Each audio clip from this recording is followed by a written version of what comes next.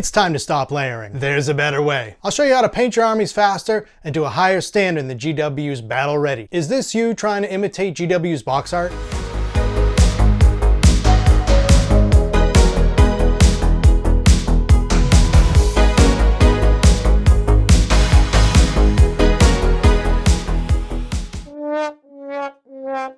If so, here's an alternative that's both fast and fun.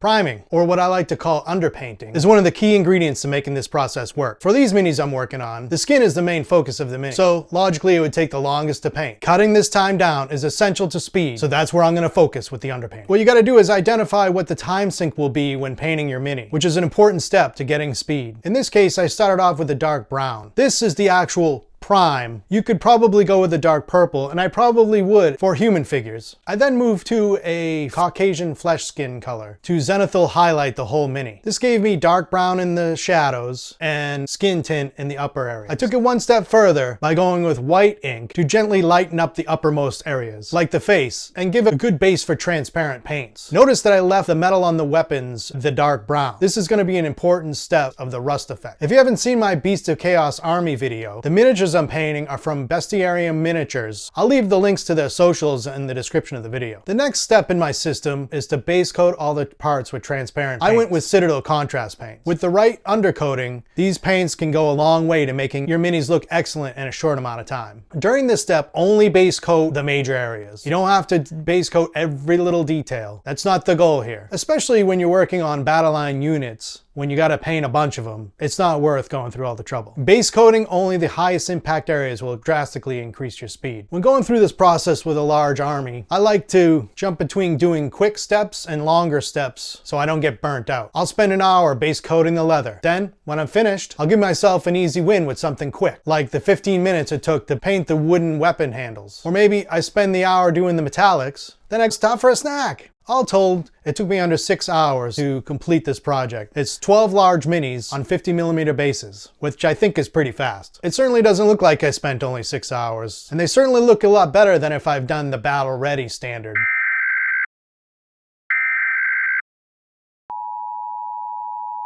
I just want to jump in and give a disclaimer here. This project really turned into the project from hell. I ran into technical problems left and right. Unfortunately, because what can happen will happen, parts of this video footage got corrupted, so I'm dealing with it the best I can. The plan originally was to include the Doom Bull tutorial in this video as well, but I didn't make it. So now the plan is to release the Doom Bull video separately. If you want to paint your minis quicker and to a level you can be proud of and reduce your pile of shame, then smash that subscribe button. Contrast paints create speed, but the real secret weapon and the star of the show is definitely the oil washes. I went with a brown wash first, letting it stand for 30 minutes and then wiping it off the top surfaces. After that, I went back in with a magenta wash, let that sit 20 minutes, and gently remove those from the excess. With the brown oils still active on the surface, it created some nice blending between the two colors, which gave some nice complexity to the skin tones. Bullgors are chaos beasts incarnate, filled with blood greed. They are dirty and perfectly grim dark. The oil wash process is perfect for creating grim dark grimy miniatures. I thought about adding some blood red to go with the blood greed aspect of the Bullgors, but I wouldn't favor a speed. Maybe I'll come back to it in the future. Before the final reveal, I want to go over how I created the dead skin on the banner. This is another technique that oil paints can add to your toolbox. I started off mixing Plague Bearer flesh 2:1 with Dark Oath flesh. Then added contrast medium for a 50-50 mix to bring the strength down. You can always give it a couple coats if you need to.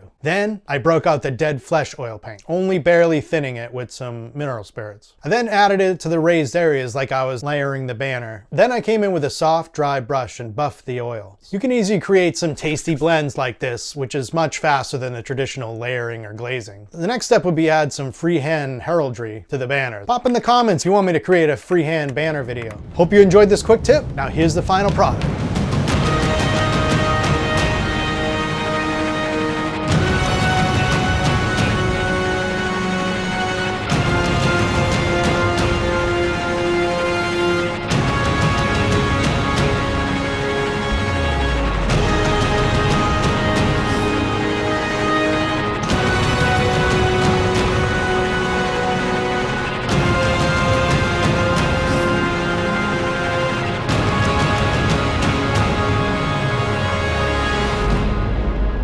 Thank you so much for watching this video. It means a whole lot. If you want to support this channel even more, why don't you watch this video next?